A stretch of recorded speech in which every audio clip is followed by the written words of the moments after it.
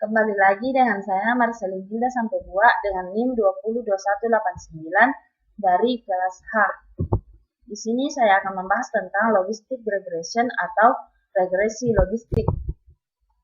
Regresi logistik adalah teknik analisis data yang menggunakan matematika untuk menemukan hubungan antara dua faktor data. Kemudian menggunakan hubungan ini untuk memprediksi nilai yang lain. Prediksi biasanya memiliki jumlah hasil yang terbatas, seperti ya atau tidak. Adapun asumsi dari regresi logistik yaitu regresi logistik tidak membutuhkan hubungan linear antara variabel bebas dengan variabel terikat. Kemudian regresi logistik dapat menyeleksi hubungan karena menggunakan pendekatan linear log transformasi untuk memprediksi odds ratio. Kemudian variabel bebas tidak memerlukan asumsi multivariate normality. Kemudian asumsi homokedastis tidak diperlukan. Kemudian variabel bebas tidak perlu diubah ke bentuk metrik. Cara kerja model regresi logistik yang pertama itu persamaan. Dalam matematika, persamaan memberikan hubungan antara dua variabel seperti X dan Y. Kita dapat menggunakan persamaan ini atau fungsi untuk menyusun plot grafik sepanjang sumbu X dan sumbu Y dengan menempatkan nilai yang berbeda dari X dan Y. Misalnya kita menyusun plot grafik untuk fungsi Y sama dengan 2 dikali X. Kita akan mendapatkan garis lurus seperti pada gambar di samping.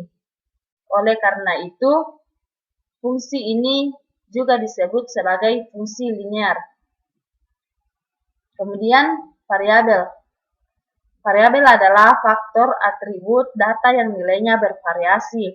Untuk analisis apapun, variabel tertentu adalah variabel independen atau explanatory.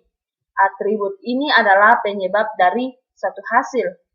Variabel lain adalah variabel dependen atau respons.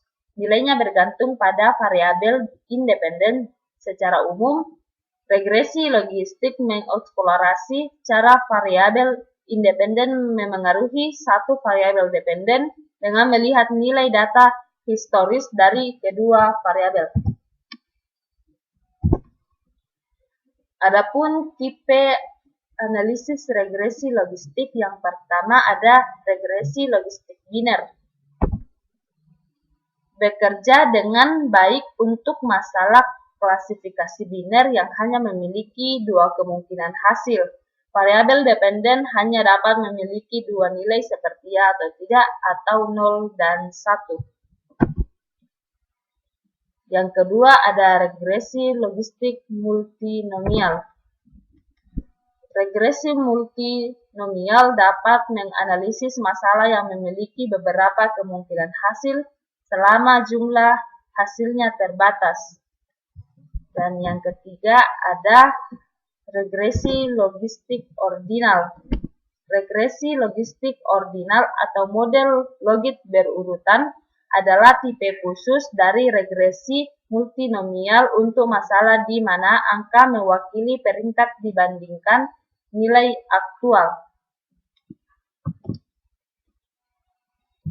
Adapun manfaat dari menggunakan regresi logistik.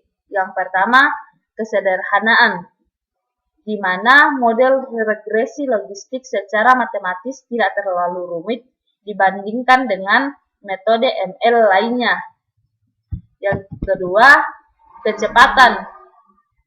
Model regresi logistik dapat memproses data dalam volume besar dengan kecepatan tinggi karena membutuhkan kapasitas komputasi yang lebih sedikit, seperti memori dan daya pemrosesan.